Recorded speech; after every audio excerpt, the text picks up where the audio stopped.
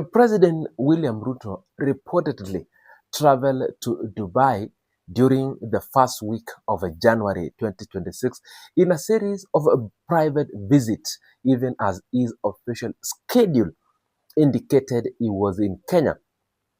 Ruto's reports in social media posts suggest that President Ruto may have attended a high-profile meeting in the United Arab Emirates while simultaneously carrying out domestic duties.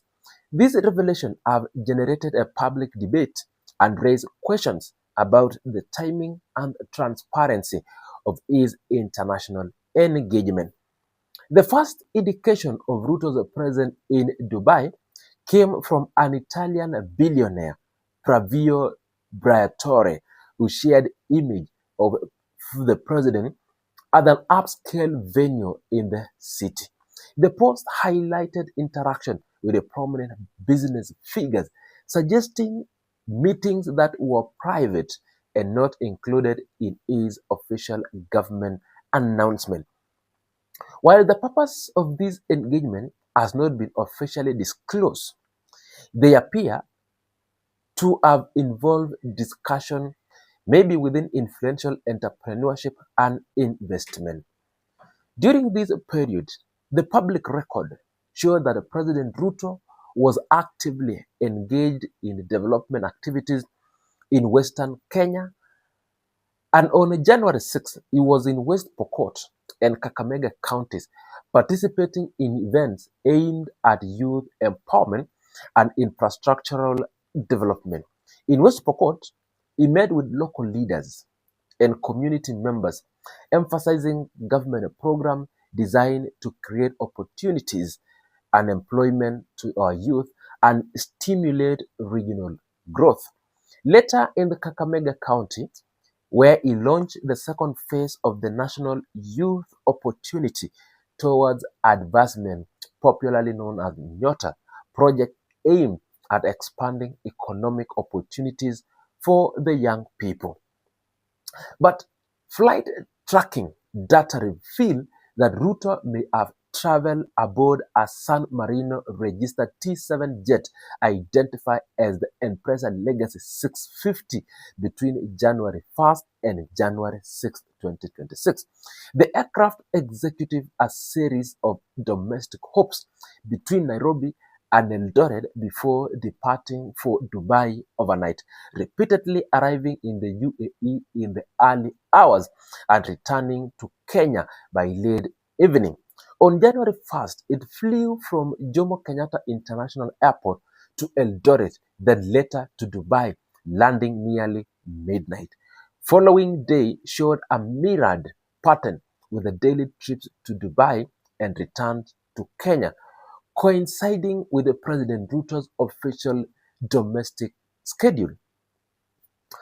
The Empresa Legacy 650 is among the most exclusive long-range business jets in the world.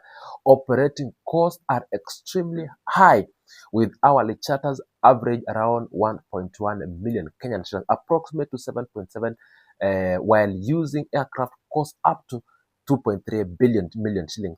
Its spacious cabin, private sleeping areas, and onboard Wi-Fi make it capable of an accommodation extended travel in comfort, explaining why such jets is used for high-profile international trips.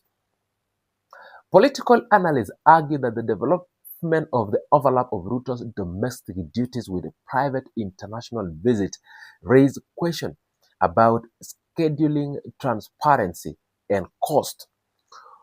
Critics stress that citizens have a right to know when and why the head of state travel abroad, especially given the significant cost of such private flights. Supporters contended that private meetings with global business figures are a normal part of a statecraft focused on fostering investment and international partnership and may not always require a public disclosure. Remember, the Dubai visits are also part of the broader trend in Ruto's international travels.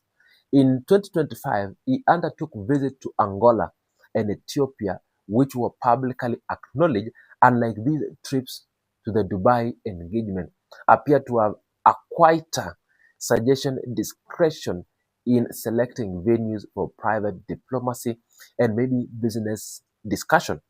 But the public discussion surrounding these trips has focused on not only on the timing, but also on the financial implication. The repeat use of an ultra-luxurious jet like the Embraer 650 Legacy highlight the considerable expense involved in a private presidential travel, fueling debate about the accountability in the management of state and private resources. Ultimately, President Ruto's reported visit to Dubai during early January 2026 illustrates the challenges of balancing domestic obligation with a private foreign engagement. The president and his travel pattern and associated costs have drawn attention from both political analysts and the public, highlighting the ongoing discussion about the transparency in governance and responsibility of sitting head of state engaging in a high international networking.